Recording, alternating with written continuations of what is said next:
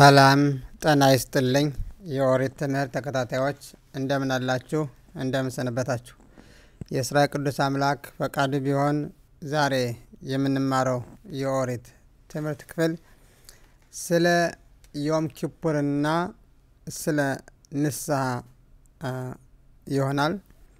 እንደሚታወቀው እንግዲህ በአይሁድ ሕግና ስርዓት መሰረት በአመት አንድ ቀን ያንዳንዱ ይሁዲ ሴትም ሆነ ወንድ ኃጢአቱን ለፈጠረው ቅዱስ ፈጣሪ በመናገር እና በመናዘዝ ከዚያም ለሰራው ኃጢአት ሁሉ በመጸጸት ወደፊት ያንን ኃጢአት ተመልሶ እንዳይሰራ ለራሱ ውል በማድረግ ከወሰነ በኋላ የዓለም ፈጣሪ ይህንን ሰው ወይም ሴት ኃጢአታቸውን እንደሚያስተሰርይላቸው ተጽፎ እናገኛለን ማለት ነው። እንግዲህ ይህ ዮም ኪፑር ወይም የኃጢአት ማስተስሪያ ቀን ለእያንዳንዱ ይሁዲ እጅግ በጣም ትልቅ የሆነ ስጦታ ነው ማለት ነው። በዚህ ቀን እያንዳንዱ ይሁዲ ሴትም ሆነ ወንድ የሰራውን ማንኛውንም ኃጢአት ለፈጠረው ቅዱስ ፈጣሪ ብቻ በመናገር ወይም በመናዘዝ ኃጢአቱን በማስወገድ ንጹህ ሰው መሆን ይችላል ማለት ነው። ይህንን ኃጢአታችን ወይም የሰራነውን ማንኛውም በማወቅም ሆነ ባለማወቅ የሰራነውን ኃጢአት ለፈጣሪ ብቻ እንድንናገርና እንድናዘዝ ራሱ የዓለም ፈጣሪ አዞናል ማለት ነው። ይህም ከኦሪት ትእዛዛቶች ውስጥ አንዱ እያንዳንዱ ይሁዲ ኃጢአቱን ለፈጣሪው መናዘዝ እንዳለበት ይነግረናል ማለት ነው። ይህም ወይም በሚድባር ወይም ዘሁልቁ ምዕራፍ 5 ቁጥር 6 ላይ ተጽፎ ይገኛል ማለት ነው። ይህም ማለት እንግዲህ እያንዳንዱ ይሁዲ አመቱን ሙሉ የሰራውን ኃጢአት በማወቅም ሆነ ባለማወቅ ከልቡ በመጸጸትና ያንን ስራ መስራት አልነበረብኝም፣ ይህንን ስራ በመስራቴ ፈጣሪን ወይም የፈጣሪ ሕግና ስርዓት ተላልፌያለሁ። ስለዚህ ይህንን ነገር ወደፊት አልፈጽምም ወይም አላደርግም። ላደረኩትና ለሰራሁት ነገር ግን ፈጣሪን ከልብ ይቅርታ እጠይቃለሁ ብሎ ለፈጣሪ በአፉ በማውጣት ከተናገረ ኃጢአቱ በሙሉ እንደሚደመሰስለት ራሱ የዓለም ፈጣሪ ተናግሯል ማለት ነው። ይህም ዘሌዋውያን ምዕራፍ 16 ቁጥር 3 ላይ ተጽፎ ይገኛል ማለት ነው። ኪ በዮም አዜ ይካፔር አለሄኸም ሚኮል ኃጢአትኸም ልፍኔ ሃሸም ትታሩ። በዚህ ቀን የዓለም ፈጣሪ ኃጢአታችሁን ሁሉ ያስተሰርይላችኋል፣ ንጹህም ያደርጋችኋል ይልናል ማለት ነው። ስለዚህ በእርግጥ ይህ ቀን ከዚህ ቀን በፊት ሌላ 10 ቀኖች አሉ። ነገር ግን ይህ ዙሮ ይህ 10ኛው ቀን ይህ ማለት በአይሁዳውያን የዘመን አቆጣጠር በትሽረ በሚባለው 7ኛው ወር በ10ኛው ቀን የአይሁዳውያን አዲስ አመት ላይ ማለት ነው። በ10ኛው ቀን ይህ ዮም ኪፑር የሚባለው ቀን ይሆናል ማለት ነው። ዮም ኪፑር ደግሞ እንደሚታወቀው የዓለም ፈጣሪ የእስራኤል ልጆች የጥጃ በወርቅ የተሰራ ምስል በመስራት በፈጣሪ ፋንታ ወርቁን ከግብጽ ያወጣን ይህ ነው ብለው በማምለካቸው ፈጣሪ እጅግ በጣም ተቆጥቶ ሊያጠፋቸው ፈልጎ ነበር ማለት ነው። ነገር ግን ሙሴ ህዝቡን ከምታጠፋ እኔን ጭምር አጥፋኝ። ስለዚህ የዓለም ህዝቦች በሙሉ ምን ይለዋል? ፈጣሪ አቅም የለውም፣ ማዳን አይችልም። ከግብጽ ከፈርዖን አፍ አወጥቶ እሱ ግን ስለ ህዝቡን መምራት ስላቃተው ስላናደዷቸው በሙሉ ፈጃቸው ብለው የዓለም ህዝብ ስለሚያወሩና በዚያን ጊዜ ደግሞ ያንተ ስም በዓለም ህዝቦች ዘንድ ይረክሳል፣ ቢያንስ ስለ ስም ስትል እንኳን እነዚህን የእስራኤል ልጆች ከዚህ ከሰሩት መጥፎ ኃጢአት ሁሉ አንተ ይቅር በላቸው በማለት ፈጣሪም ጠየቀ ጊዜ ሰላክቲ ከድባሬኻ ልክ አንተ እንዳልከው ኃጢአታቸውን ይቅር ብያለሁ በማለት በተሰበረው 10 ትእዛዛት ወይም ልኾት አብሪት ፈንታ ሌላ ሁለተኛ የኦሪት 10 ትእዛዛትን እንደሰጠው ይነግረናል ማለት ነው። እንግዲህ ይህ ቀን ደግሞ ይህ ዮም ኪፑር ወይም ትሽሬ 10ኛው ቀን ላይ እንደሆነ ይነግረናል ማለት ነው። ስለዚህ ቀን ለአይሁዳውያን የኃጢአት ማስተስሪያ ቀን በየዓመቱ በመሆን ልክ እንደ ትልቅ ማለት ልክ ትልቅ የሆነ ስጦታ ሊሆን ይችላል ማለት ነው። ስለዚህ እያንዳንዱ ይሁዲ ይህ ቀን እጅግ በጣም ትልቅ የሆነ ስጦታ ነው ማለት ነው። ስለዚህ ይሁዲ በሰራው ኃጢአት እንዲሞት ፈጣሪ ፍላጎት የለውም። ፈጣሪ የሚፈልገው ክፉ የሆኑ ሰዎች በሙሉ ማለት ማንኛውም የሰሩትን ኃጢአት በሙሉ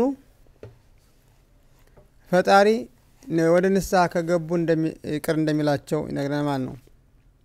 ይህ ማለት በንስሐ የማይቀየር ወይም የማይደመሰስ ኃጢአት ፈጽሞ እንደሌለ ይነግረናል ማለት ነው። ስለዚህ ያለ ፈጣሪ ከኦሪት ሕግና ስርዓት ወጥተው መጥፎ ነገሮች ያደረጉ አይሁዳውያን ሴትም ሆነ ወንድ ከዚህ ከክፉ ስራቸው ከተመለሱ ፈጣሪ ይቅር እንደሚላቸው ቃል ገብቷል ማለት ነው። ይህ ማለት የዓለም ፈጣሪ ክፉ ሰዎች በኃጢአታቸው እንዲሞቱ ፈጣሪ አይፈልግም ማለት ነው። ይህንም ለነቢዩ ሕዝቅኤል በምዕራፍ 33 ቁጥር 12 ላይ በዝርዝር ተጽፎ ይገኛል ማለት ነው። እንግዲህ የዓለም ፈጣሪ በዚህ ቀን ወደዚህ ምድር የሰው ልጆችን ለመርዳት ወይም ከገባንበት መጥፎ ነገሩን ለማውጣት በዚህ ቀን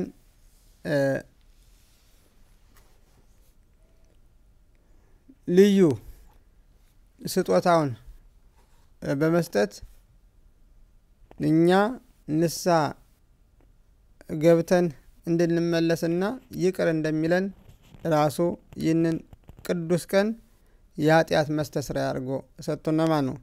ስለዚህ ይህንን ቀን እኛ እንዲሁ ያለ ንስሐ መቀመጥ የለብንም ማለት ነው። ስለዚህ የሰራነው ማንኛውም ኃጢአት በእርግጥ መስራት አልነበረብንም። ነገር ግን ሰው ሆኖ ኃጢአት የማይሰራ የለምና ያንዳንዱ ሰው የተለያዩ ነገሮችን ማለት በፈጣሪ ዘንድና በሰው ዘንድ መጥፎ የሆኑትን ነገሮች ሁሉ ያልሰራ የለም ማለት ነው፣ በትንሹም ሆነ በብዛት። ስለዚህ እያንዳንዱ ይሁዲ ሴትም ሆነ ወንድ ይህንን ቀን በልዩ ስጦታ በመመልከት ከሰራነው ኃጢአት ሁሉ መንጻት እንችላለን ማለት ነው በንስሐ አማካኝነት። እንግዲህ ምናልባት አንዳንድ ሰዎች እንዴት አንድ ሰው ይህንን ያህል ኃጢአት ሰርቶ እንዴት በተወሰኑ ደቂቃዎች ኃጢአቱን ሁሉ መደምሰስ ይችላል የሚል ጥያቄ መኖሩ አይቀርም። እንደሚታወቀው ንስሐ የሚባል ነገር አለ። ለምሳሌ ንጉስ ሕዝቅያስ እጅግ በጣም ትልቅ ጻድቅ ሰው ነበር። ይህ ሰው ጻድቅ ከመሆኑም በላይ ደግሞ ወደፊት የሚሆኑትን ነገር ሊያይ ችሏል ማለት ነው። ይህ ማለት እርሱ የሚወልዳቸው ልጆች እጅግ በጣም ኃጢአተኛ እንደሚሆኑና ፈጣሪን እንደሚያስቀይሙ አስቀድሞ በራእይ ይመለከታል ማለት ነው። ይህንን በሚመለከትበት ጊዜ እኔ ትዳር አልመሰረትም፣ ምክንያቱም ትዳር ከመሰረትኩኝ ወይም ሚስት ካገባው ልጆችን እወልዳለሁ። እነዚያ ልጆች ደግሞ በራእይ እንዳየሁት መጥፎ ነገር ልጆች ስለሚሆኑ እኔ ይህንን ነገር ማድረግ አልችልም ማለት ሚስት አላገባም ብሎ በምንኩስና ህይወት ይኖር እንደነበረ ይነግረናል ማለት ነው። በዚህ ጊዜ የዓለም ፈጣሪ ነቢዩ ኢሳይያስን ወደ ንጉስ ሕዝቅያስ በመላክ መልእክት እንዲነግረው ያደርጋል ማለት ነው። ይህ መልእክት ምንድነው? ንጉስ ሕዝቅያስ ወይ እንግዲህ አንተ ለቤተሰቦችህ ኑዛዜ አርግ ማለት የምታረገውን ነገር ሁሉ አድርግ፣ ምክንያቱም አንተ ሞት ትሞታለህ። ይህ ማለት በዚህ ምድር ትሞታለህ፣ በወዲያኛውም ዓለም ትሞታለህ። ይህ ማለት መንግስተ ሰማያት የሚባለውን ነገር አትወርስም፣ ከሞት ዓለም አትነሳም። ይህ ፈጣሪ አዞኝ ነው በማለት ይነግረዋል ማለት ነው። በዚህ ጊዜ ንጉስ ሕዝቅያስ ለምንድን ነው የምሞተው? ምን አርጌ? እንደኔ አይነት ጻድቅ የለም። ይህንን በኔ ዘመን እያንዳንዱ ይሁዲ ሴትም ሆነ ወንድ ኦሪትን የሚያውቅ የለም ከሕፃናት ጀምሮ። ስለዚህ እኔ ምን አይነት ኃጢአት ሰርቼ ነው አሁን እንድሞት የሆንኩት? በወዲያኛውም ዓለም ከሞት እንዳልነሳ ፈጣሪ ያለው ለምንድን ነው ብሎ ይጠይቋል ማለት ነው።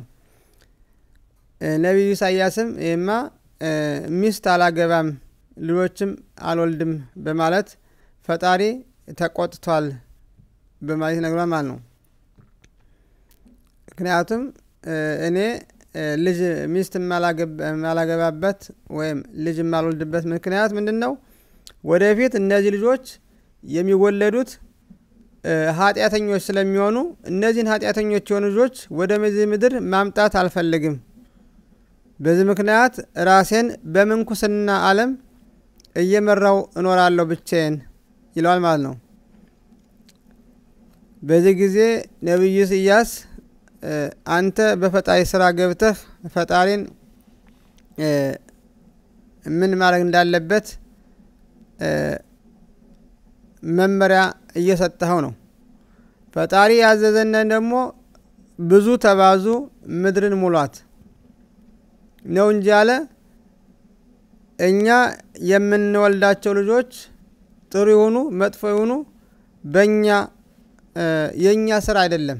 የኛ ስራ የታዘዝነውን ነገር ማድረግ ነው በማለት ይነግረዋል ማለት ነው። በዚህ ጊዜ ንጉስ ሕዝቅያስ እና እንደዚህ ከሆነማ ልጅን ስጠኝ፣ ያንተን ልጅ ስጠኝና ምናልባት የኔና ያንተ ልጆች የጻድቅ ሰው ልጆች ስለሆኑ ምናልባት ልጆች ወደፊት ጥሩ ሊሆኑ ይችላሉ በማለት ይነግረዋል ማለት ነው። ነብዩ ኢሳይያስም ነብዩ ሕዝቅያስም ነብዩ ኢሳይያስ ምንድነው እኔ ለሚሞት ሰው ልጅን አልድርም በማለት ይነግረዋል ማለት ነው። በዚህ ጊዜ እንደውም አንተን የምትለውን ነገር አልቀበልም፣ እኔ ከዳዊት ዘር ነው የመጣው። ከዳዊት ዘር የመጣው ምንድነው? ዳዊት ምንድነው ብሏል? የሰው ልጅ የፈለገ ትልቅ ኃጢአት ቢሰራም ከፈጣሪው ዘንድ ይቅርታ መጠየቁን ማወቅ ያለበትም ራሱ ሰይፍ እንኳን አንገቱ ቃል ቢቀርብ እንኳን ፈጣሪ እንዲያድነው መጸለይ መለመን አለበት። ይህንን እኔ ከአባቶቼ ውርስ አግኝቻለሁ። ስለዚህ እኔ ፈጣሪን እጠይቃለሁ በማለት ወደ ቤተ መቅደስ በመሄድ ጽላቱ ወይም አሮኑ 10ቱ ትእዛዛት ወዳለበት ቤተ መቅደስ በመሄድ ወደ ፈጣሪ ወደ ግድግዳው ዞሮ ወደ አሮኑ ወዳለበት ይጸልያል። በዚህ ጊዜ ዓለም ፈጣሪ ጸሎቱን ሰምቶት በቃ ጥሩ ንስሐን ተቀብያለሁ፣ አሁን 15 ዓመት እድሜ ተጨማሪ ሰጥቻለሁ በማለት ይነግረዋል። ከዚያ በኋላ ንጉስ ሕዝቅያስ የነቢዩ ኢሳይያስን ሴት ልጅ ሄፍጽባ የምትባለውን አግብቶ 2 ልጆች እንደወለደ ይነግረናል ማለት ነው። መጨረሻ ላይ እነዚህ 2 ልጆች በጣም ጥሩ ልጆች ነው። በህፃናት ግን በትክሻው ይዞ ሲያጫውታቸው የማይገባ ቃል ይነግሩታል ማለት ነው። ከልጆች የማይጠበቅ ቃል አንገት እንዴት ደንዳና ነው፣ እንዴት አይነት ሰው ነህ በማለት ይነግሩታል ማለት አባታቸውን። በዚህ ጊዜ ይወረውራቸውና ወደ መሬት ጥላቸዋል ማለት ነው። በዛን ጊዜ አንደኛው ወዲያውኑ ሲሞት፣ አንደኛው ግን በህይወት ተርፎ ቆስሎ ማለት ነው። ይህም ምናሼ የሚባለው ነው ማለት ነው። እንግዲህ ምናሼ እንደ ምናሼ ያለ አይሁዳውያንን በማሳሳትና ጣዖታትን በቤተ መቅደስ ውስጥ በማስገባት ለ55 ዓመት ያህል ኃጢአት ቆይቷል ማለት ነው። ነገር ግን ከዚህ ላይ ምንድነው የምንማረው? ንጉስ ሕዝቅያስ ወደፊት ልጁ ኃጢአት እንደሚሰራ እንጂ ንስሐ እንደሚመለስ አያውቅም ማለት ነው። ከዚህ ላይ ነው እንግዲህ አንድ ትልቁ ነገር እያንዳንዱ ሰው ማወቅ ያለበት ነገር ንስሐ የሚባለው ነገር እነዚህ የሰራናቸውን ኃጢአቶች በሙሉ እንደሚያስተሰርዩ ማወቅ የሚቻልበት ልዩ ነገር ነው ማለት ነው። ይህ ማለት ማንኛውም ነገስታት፣ ማንኛውም ነቢያቶች፣ ማንኛውም ቅዱስ የተባሉ ሰዎች በዚህ ምድር ያሉትን ነገሮች አስቀድመው ሊያዩ ይችላሉ። ነገር ግን በንስሐ የሚመለሱን ሰዎች ግን ማየት አይችሉም። ልክ ንጉስ ሕዝቅያስ ልጆቹ ኃጢአት እንደሚሰሩ ጣዖት እንደሚያመልኩ አይቷል።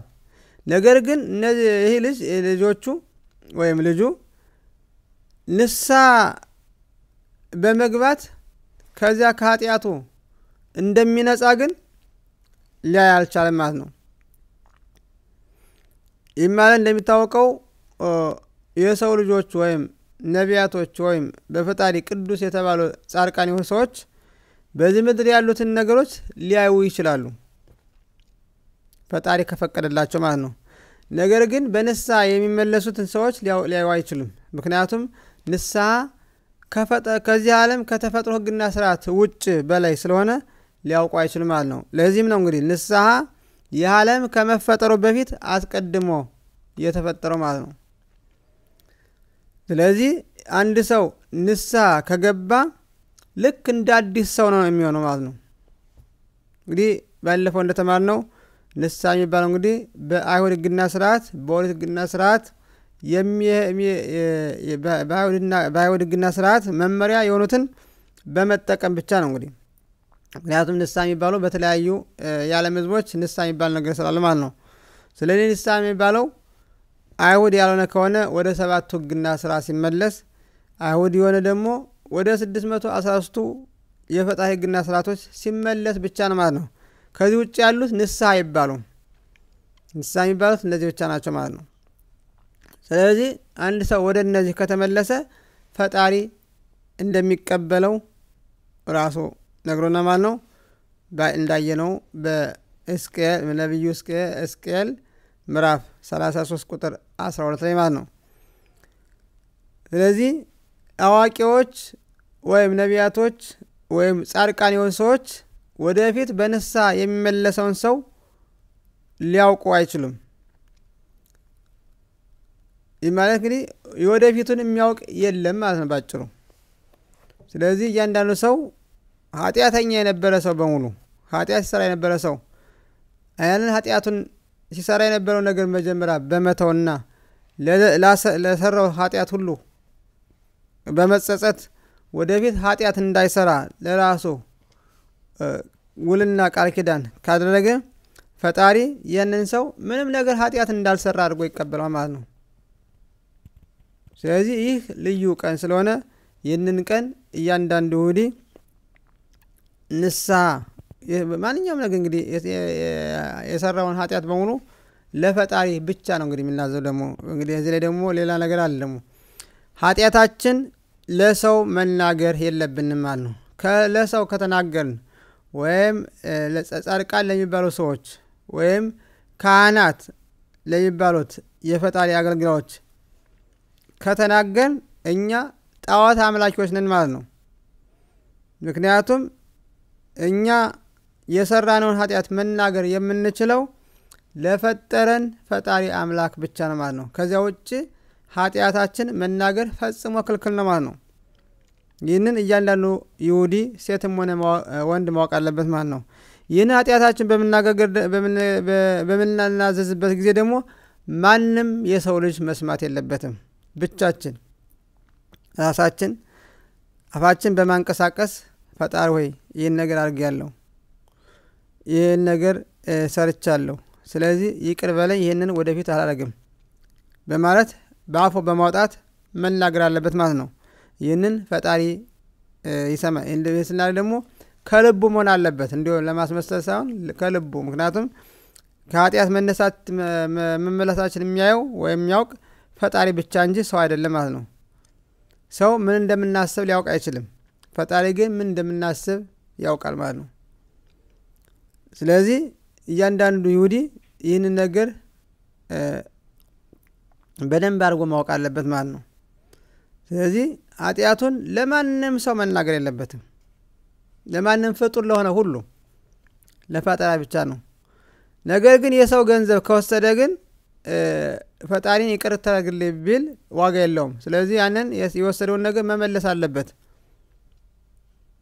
ምክንያቱም ይህ ከፈጣሪ ጋር የሚያገናኘው የለም። አንድ ሰው የሰውን ንብረት ከወሰደ ወይም ከቀማ መመለስ ግዴታ አለበት ማለት። ይህን ካልመለሰ ፈጣሪ ሊቀር አይችልም። ስለዚህ ከዚህ ውጭ ያሉትን ማንኛውም ኃጢአቶች ግን ፈጣሪ ይቅር ይለናል ማለት ነው። ስለዚህ ይህ ልዩ የአይሁዳውያን የስጦታ ቀን ነው።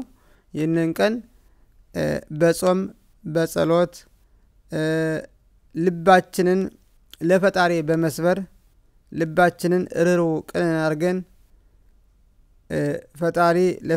ፈጣሪ የሰጠንን ልዩ ቀን በመጠቀም ወደ ፈጣሪ በንስሐ መመለስ አለብን ማለት ነው። ያኔ ንጹህ ሰዎች እንሆናለን ማለት ነው። ወደፊት ደግሞ ያንን ኃጢአት ላለመስራት ታላቅ የሆነ ጥረት ማድረግ ይጠበቅብናል ማለት ነው። ሆኖም ግን እንደዚያም ከሆነ ደግሞ አሁን ኃጢአታችን ተወግዷል፣ ለወደፊቱ ደግሞ ፈጣሪ ይጠብቀን በማለት የዛሬው የንስሐና የዮም ኪፑር ቀንን በተመለከተ የተማርነው ትምህርት ባጭሩ ይህን ይመስላል ማለት ነው። ሌላም ብዙ አለ፣ ግን ያው ጊዜና ሰዓትን በዚያው ስለሌለ በመጠኑ በዚህ በቃነ። እንግዲህ በሚቀጥለው በተለያዩ የወር ትምህርቶች ላይ እስከምንገናኝ ለጊዜው በዚህ በቃን በማለት እንሰናበታለን። ይህ ቀን ደግሞ ይህ ዮም ኪፑር የሚባለው ቀን የሁላችንም ኃጢአት የሚስተሰረይበት ልባችን በቅንነት የሚሰበርበት ይሁን።